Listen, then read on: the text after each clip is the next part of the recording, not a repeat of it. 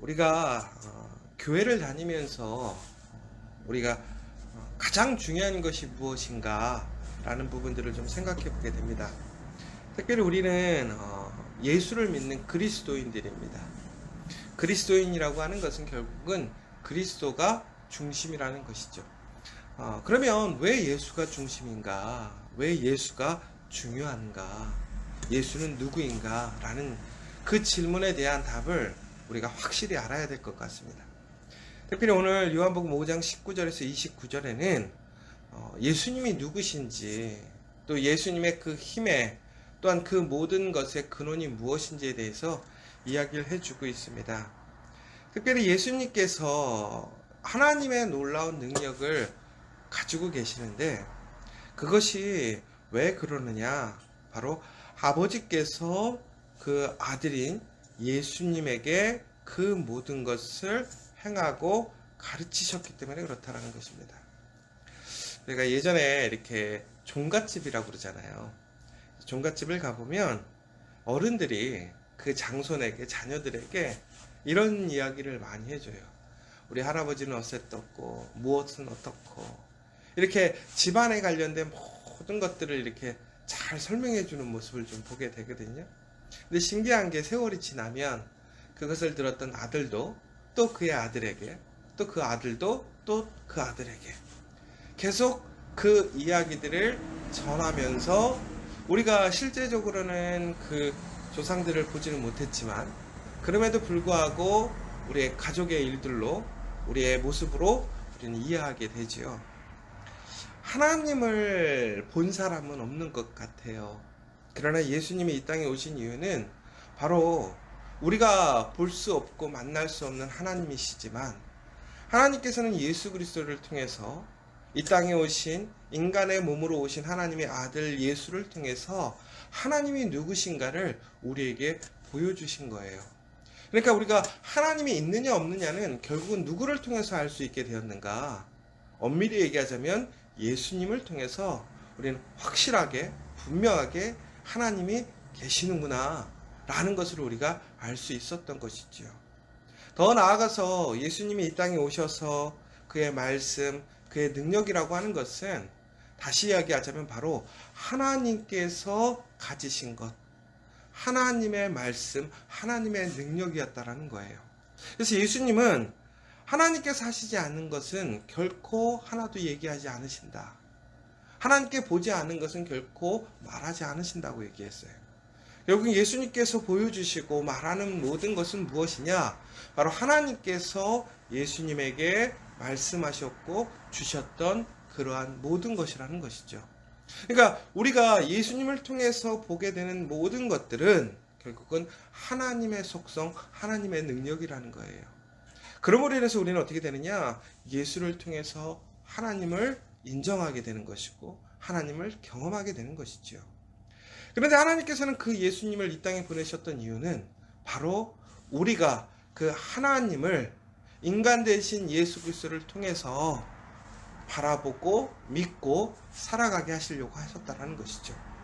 그러면서 그 예수님을 통해서 우리에게 주시는 은혜가 있는데, 그게 뭐냐? 바로 예수님은 살리는 자라는 것입니다. 오늘 말씀을 보시면 21절에 아버지께서 죽은 자들을 일으켜 살리신 같이 아들도 자기가 원하는 자들을 살리느니라. 그러니까 하나님의 능력에는 무엇이 있느냐? 살리는 능력이 있어요. 그런데 그 살리는 능력이 누구에게도 있다라는 거예요. 예수 그리스도에게도 있다라는 거예요. 그러니까 우리가 정말 메시아라고 하잖아요. 그리스도라고 얘기를 합니다. 구원자를 얘기하는 것이지요. 그럼 구원자가 누구냐? 결국은 하나님과 같은 분이 구원자인데, 그 구원자의 특성이 무엇이냐? 바로 살리는 능력이 있어야 한다는 것입니다. 그래서 요즘에 많은 이단이 있고 많은 사람들이 자기가 구원자이고 메시아라고 얘기하는 사람들이 있습니다.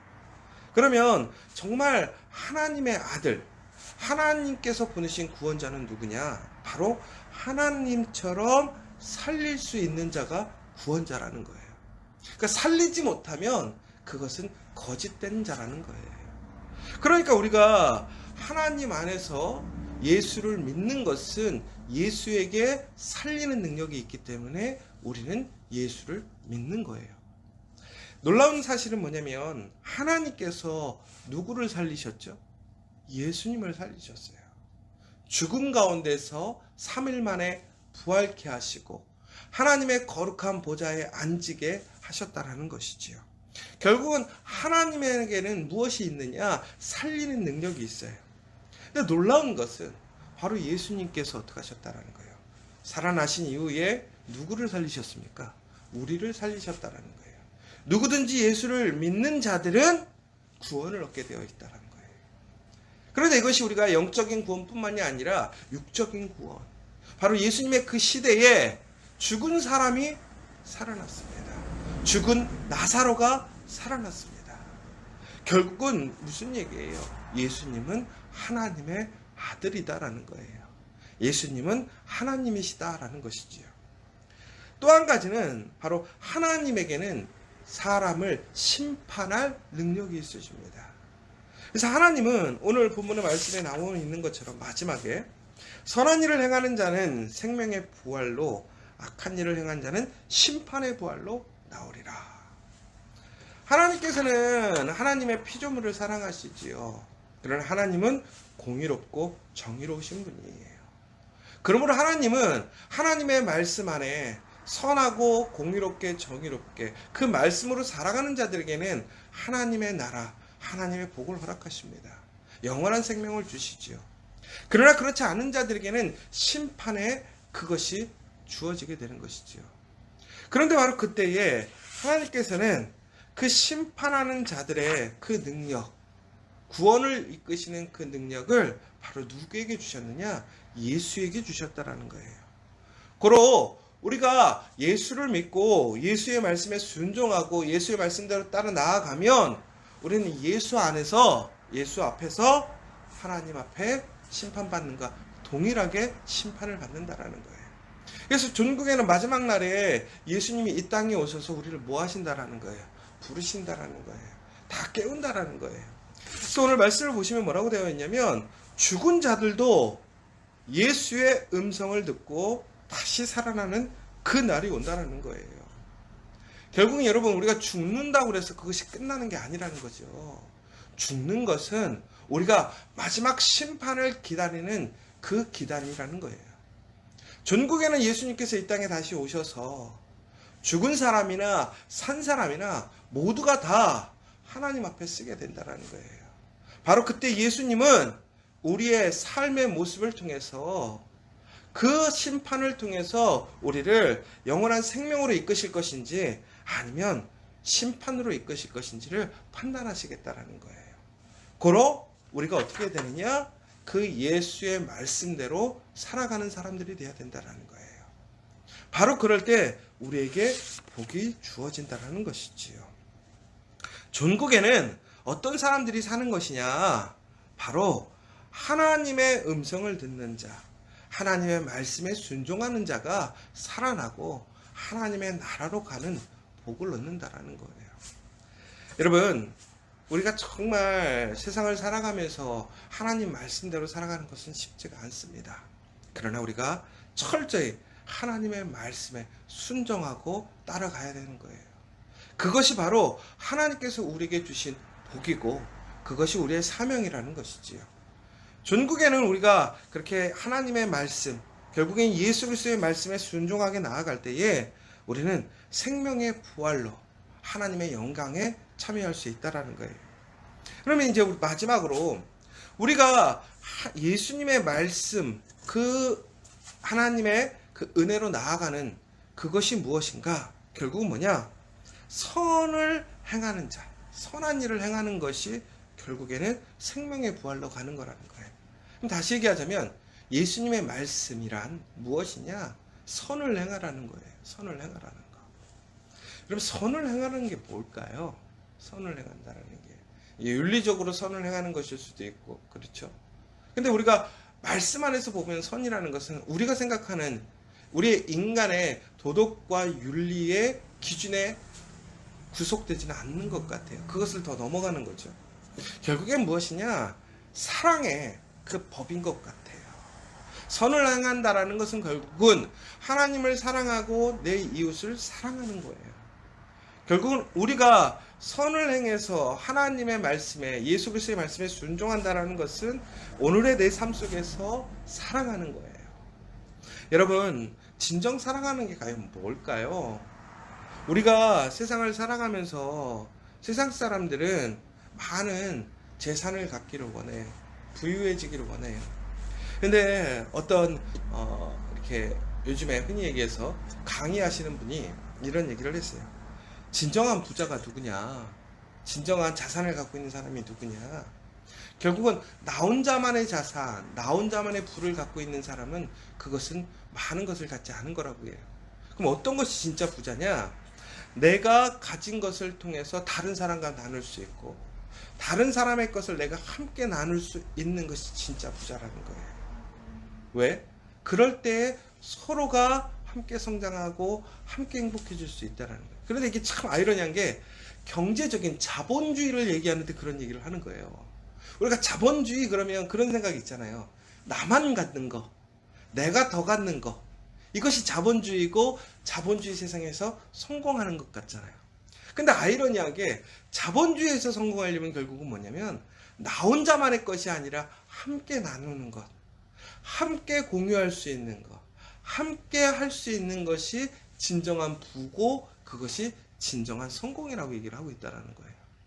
하물며 여러분, 우리는 그리스도인이에요. 하나님의 자녀예요. 예수 그리스도의 말씀을 따라가는 자들이에요. 진정으로 사랑한다는 게 과연 뭘까요? 나 혼자만의 사랑이 아니라 나의 유익만을 구하는 것이 아니라 내가 가진 것을 가지고 내가 할 수 있는 일들을 통해서 함께 나누고 또한 함께 공유할 수 있는 것이 바로 그것이 진정한 사랑이 아닐까. 오늘 우리의 삶 속에서 우리가 나눌 것이 없을 것도 있어요. 그러니까 우리가 뭐 경제적으로 여유롭지 못하고 또 우리가 시간도 부족할 수도 있습니다. 그러나 이미 우리가 가지고 있다라는 것이 자산이에요. 결국은 이게 무슨 얘기냐? 오늘 나에게 있는 그 일, 내가 할 수 있는, 나만 가지고 있는 그 시간, 혹은 내가 가지고 있는 어떤 특별한 위치의 역할들, 이 모든 것이 하나님이 주신 우리의 자산이라는 것이죠. 결국은 이 자산을 어떻게 하는 거예요? 나만을 위해서, 나의 어떠한 욕심과 나의 미래를 위해서만이 아니라 정말 그 생명을 위해서, 그 사랑을 위해서 함께 나누고 공유할 때에 그것이 진정으로 하나님의 말씀에 순종하는 것이고 그것이 하나님의 생명의 부활에 참여하는 우리의 모습이 된다라는 거예요. 그러므로 여러분, 오늘 정말 예수를 하나님의 아들로 인정하신다면, 예수님의 말씀에 순종한다면 더욱더 사랑하시는, 나의 것을 함께 나누고 선을 행하시는 여러분이 되셨으면 좋겠습니다.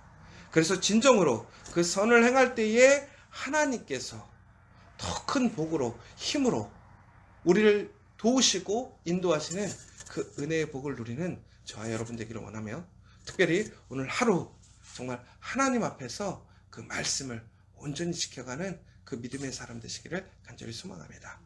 오늘 이 시간 함께 기도했으면 좋겠습니다. 예수님이 누구이냐? 예수님은 하나님의 모든 것을 보여주시는 그 하나님의 아들이십니다. 우리가 믿고 따라갈 것은 예수님밖에 없습니다. 우리의 삶의 기준이 될 분은 예수님밖에 없습니다. 결국 우리는 예수님의 말씀대로 살아갈 때에 복을 누리는 것이고 하나님의 영광에 참여하는 것입니다. 오늘 말씀하신 것처럼 선한 일을 행하라 했습니다.